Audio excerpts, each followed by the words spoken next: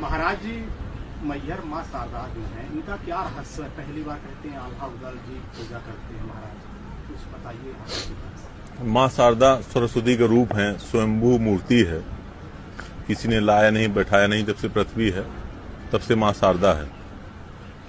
रही आल्हा की बात, तो महोबा के राजा थे आल्हा, उनके एक भाई थे उदल। 250 पौने 300 किलोमीटर है यहाँ से महोबा। उस समय नित्य प्रतिदिन यहाँ आते थे, घोड़े से पूजा करते थे। आल्हा उदल तो ठीक है, माँ की पूजा करने चले जाते थे, लेकिन आल्हा काफी गंभीरता पूर्वक माँ की आरती पूजा करते थे। एक बार वो जिद में अड़ गए कि हमको प्रत्यक्ष रूप से माँ के दर्शन चाहिए, और उनने माँ से कहा, माँ अगर आज हमको दर्शन नहीं हुए तो हम अपना शीश यहीं काट देंगे, हम अपने प्राण त्याग देंगे। जैसे वो अपना हथियार उठाए, बांका उठाए अपनी गर्दन काटने को, माँ प्रकट हुई। माँ ने पूछा, क्या भाई क्या चाहिए तुमको, किस लिए हमको साक्षात दर्शन करना चाहते हो? कहीं हमारी इच्छा कुछ नहीं माँ, मैं सिर्फ चाहता हूं जब तक ये पृथ्वी रहे, आप जब तक यहां रहो तो मैं आपकी पूजा करूं, जब तक मैं मां पूजा करता रहूं आप। और ये रही आल्हा जी के आने की बात, तो हमने आल्हा को कभी देखा नहीं।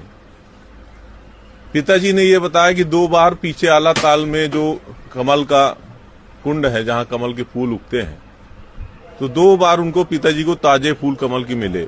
मैं अपना अनुभव बताऊं कि जिस मंदिर के गेट में 1 सेंटीमीटर की जगह नहीं है, रात में हम लोग पूरा साफ सुथरा करके माँ के सैन को लगा के बंद करते हैं।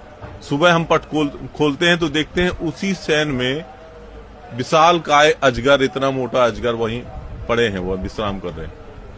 एक बार हम पट खोलते हैं तो सुबह आते हैं तो देखते हैं, आप जैसे आपने कहा कि शायद रात में महाराज जी यहाँ कोई रुकता नहीं, ऐसा नहीं है। 1 4 की एसएफ, 1 4 की होमगार्ड।